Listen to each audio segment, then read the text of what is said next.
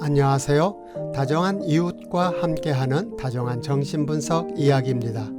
오늘도 다정한 이웃이 되어 그동안 심리상담가로서 경험한 것을 토대로 마이클 아이건의 저서 독이 든 양분 속에 담겨있는 내용들을 살펴보며 정신분석 이야기 24편에서 다뤘던 공허하고 폭력적인 양분에 대해 한 번 더 다뤄보려고 합니다.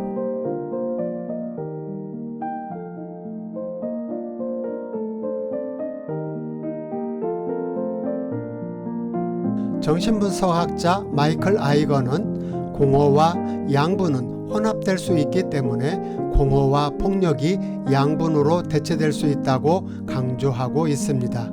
그리고 프로이트는 이미 모든 심리적 행동은 생명과 죽음의 작업이 혼합된 것이라는 주장을 통해서 자신의 생각을 전달했다고 합니다.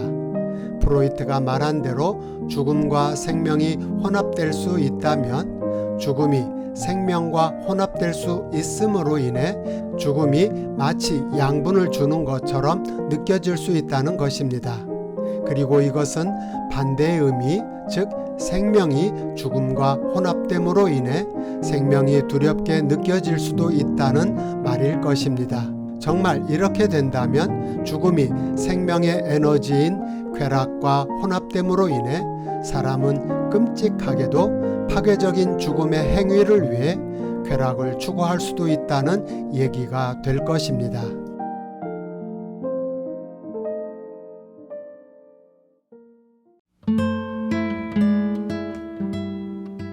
자신의 쾌락과 만족을 추구하기 위해 죽음의 행위를 한다는 것은 우리의 상식으로는 잘 이해되지 않는 내용입니다.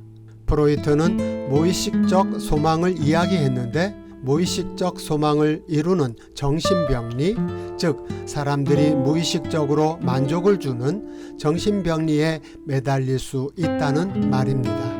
다시 말해 정신병리를 통해 무의식적으로 쾌락을 추구하게 된다는 것입니다. 이것은 우리들이 생각할 수 있는 상식의 수준을 넘는 사람이 갖고 있는 이성의 한계를 지적하는 것입니다. 요즘 많은 청소년들에게서 자해 행동이 많이 발생되고 있는데 자해 행동은 정신병리를 통해 쾌락을 추구하는 한 예가 될 수 있습니다.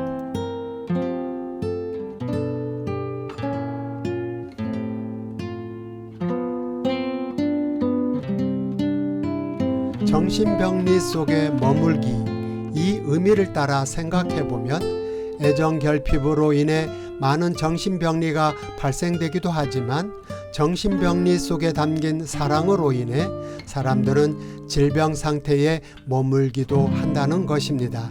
정신병리 속에 머물기는 우리의 상식을 뛰어넘는 이해하기 힘든 영역이지만 정신병리로 고통받고 있는 사람들의 끔찍한 현실이기도 한 것입니다.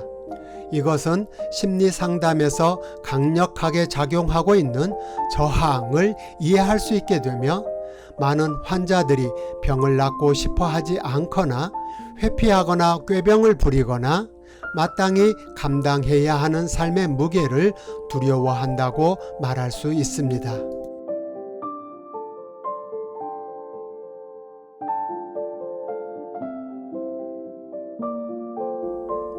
사람은 삶의 편에 또 죽음의 편에 어느 정도로 서 있는 것일까요? 정신병리 속에 머물기라는 차원에서 생각해 본다면 매우 혼란스럽습니다. 마땅히 삶의 편에 서 있을 것 같지만 살기 위해 죽음의 편에 설 수도 있다는 말이 되기 때문입니다. 따라서 삶과 죽음이 뒤섞여 융합되어 버리면 그 삶은 매우 혼란스러운 삶을 살 수밖에 없습니다. 심리상담 현장은 바로 이런 혼란스러운 삶과 마주 대해야 하는 것이며 살기 위해 죽음의 편에서 쾌락을 추구하는 사람들을 마주해야만 하는 아주 고통스러운 작업 현장이 되는 것입니다.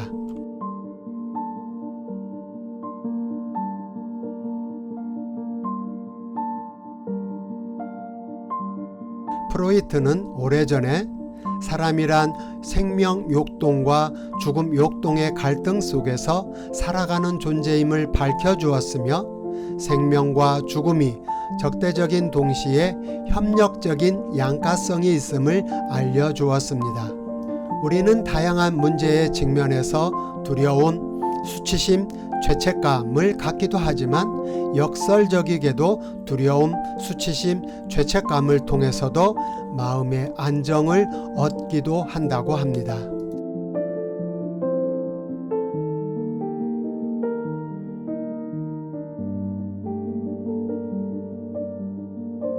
여기에서 중요한 것은 마음 안에서 죽음의 세력이 생명의 힘보다 너무 이르게 강력하게 자리를 잡게 된다면 생명으로 전환되는 것이 불가능해질 수도 있다는 데 있습니다. 하지만 생명이 언제 어디서 도움의 손길을 얻을 수만 있다면, 다시 말해 죽음의 세력이 생명의 양식을 먹을 수만 있다면 바로 그곳에서 희망의 토대를 구축할 수 있다는 말이기도 한 것입니다. 그러나 죽음의 세력이 너무 확장되어 상대적으로 양분을 주는 생명의 요소가 너무 미약하게 되어버리면, 그렇게 된다면 죽음의 세력이 죽음을 먹고 사는 일이 발생될 수도 있습니다. 이때는 정말 끔찍한 파괴적 결말이 되고 말 것입니다.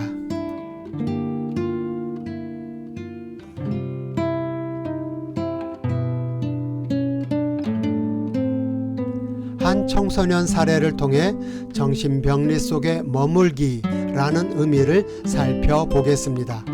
청소년 A는 엄마가 대입지도를 전문으로 하는 유명한 학원 강사였습니다.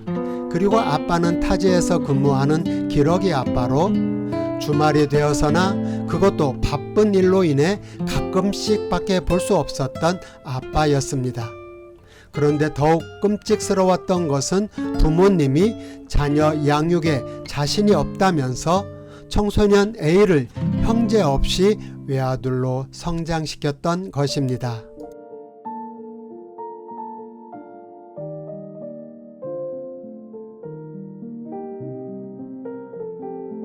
이런 성장 배경을 갖고 있었던 청소년 A는 바쁜 엄마를 대신해서 어릴 때부터 남의 손에 의해 양육되었으며, 유치원을 출발로 학령기가 되어서는 야간에 일을 해야 하는 특성으로 인해 엄마조차도 만나기 어려운 상황 속에서 성장해 갔습니다. 그리고 청소년 A는 외로움이란 죽기보다 두려운 죽음의 세력을 피하기 위해 어릴 때부터 게임에 몰두하기 시작하였습니다. 그리고 게임 속에서 만났던 사람들과 더불어 교제를 하며 대화를 나눴고 부모에게서 결핍되었던 애정을 채워갔던 것입니다.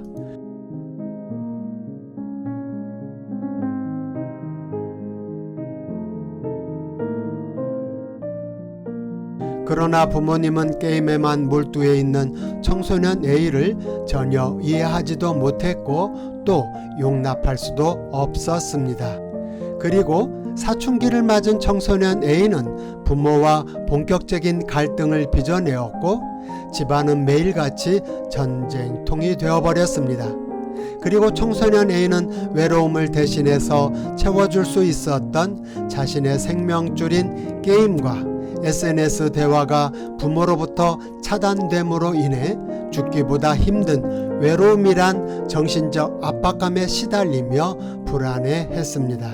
그리고 그 뒤로 자신의 손목에 칼을 대면서 위안을 얻기 시작하였는데, 부모에 대한 증오를 자해를 통해 충족하게 되면서부터 또 흐르는 피를 보고 느끼며 자신의 생명의 존재감을 느끼게 되었습니다.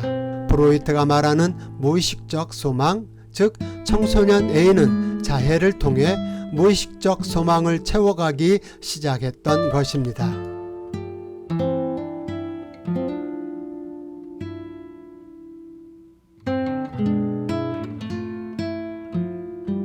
이제 청소년 A에게 있어서 자해라는 정신병리는 외로움을 채워주는 영양분이 되어 쾌락을 주는 중요한 수단이 되었고, 부모들의 걱정과 치료 행위는 통제와 간섭으로 경험되면서 생명과 죽음이 뒤섞이는, 즉 양분과 폭력적인 독이 혼합되어 혼란스러운 삶을 연출해 내었던 것입니다.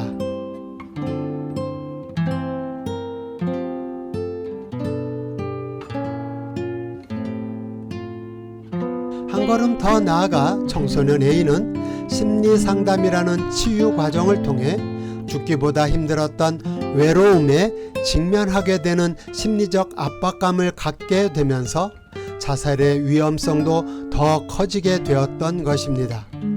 이쯤 되면 심리상담의 중심에도 양분과 독이 뒤섞이는 진퇴양난의 혼란스러운 상태가 되어 버립니다. 이렇듯 심리상담은 정신병리의 머물기라는 강력한 저항에 부딪히며 항상 위기를 맞게 되는데, 이때 심리상담가도 극심한 혼란에 빠지게 됩니다.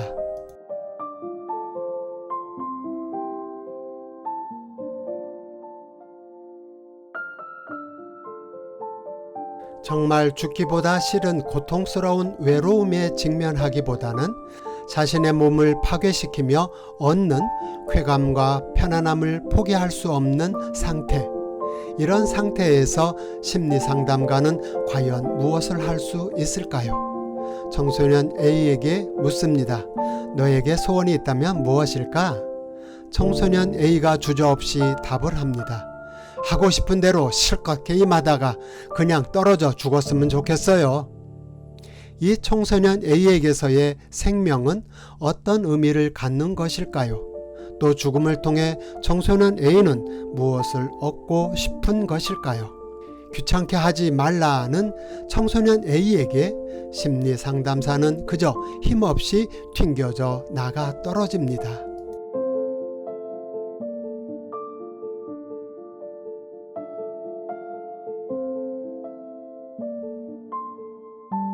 이처럼 심리상담이란 치유 과정은 정신병리의 머물기를 추구하는 죽음의 세력에 맞서 싸워야 하며, 생명의 씨앗을 심고 가꾸고 보존하려는 절박한 몸부림입니다. 끊임없이 죽음의 세력 속으로 빠져드는 생명을 지키기 위해 내담자의 죽음의 세력을 함께 경험해야만 하는 혼란스러운 삶이기도 합니다.